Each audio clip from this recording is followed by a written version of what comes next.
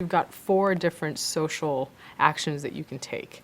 You can monitor, and that's relevant at every step of the journey. You should know what's going on, what people are saying about your brand. It's always relevant. Then you can respond. And the response part is typically responding to a crisis or addressing an opportunity and extending the experience after the moment of purchase. The third type of action you can have with social media would be amplify. This is where you amplify what your consumers and your customers are saying about you.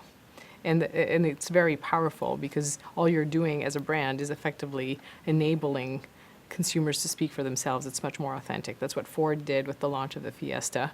It was largely a social media campaign. They amplified what their excited and very loyal customers had to say about them. And finally, the last type of action you can take with social media is to lead. This is product launches, brand launches, and they can take the form of coupons. So you're leading your consumers to give you a try through a coupon or a massive product launch. Some of the best examples of companies that have made use of the experience part of the decision journey and really closing that loop are those who have been able to tap into an interest or passion associated with their brands, that they're able to create something bigger that a consumer can be a part of that carries them through. The classic one of this that has gotten enormous press is Nike Plus. The little chip in your shoe that sends information back to your iPod or now maybe your Android phone that tracks what you do when you're running.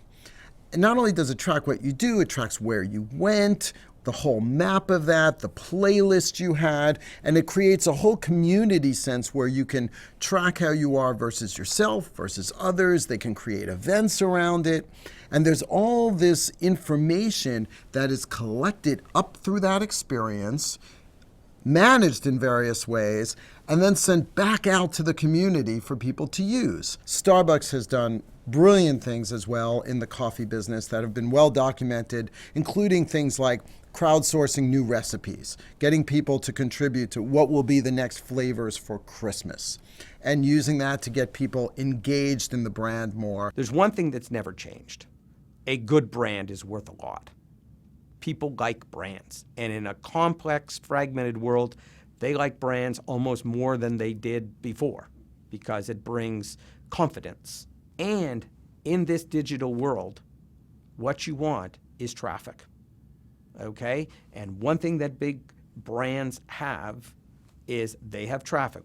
The legacy companies that can shift their mindset even 50, 60% towards here's where the world's going and build the capabilities and build the processes and occasionally shoot the sacred cow, they're going to do quite well. And we've seen the examples of those companies. And the people that don't, then the natural advantage here is to the attacker. And so the battle is set, which is the mindset advantage of the attacker versus the brand and now the traffic of the incumbent.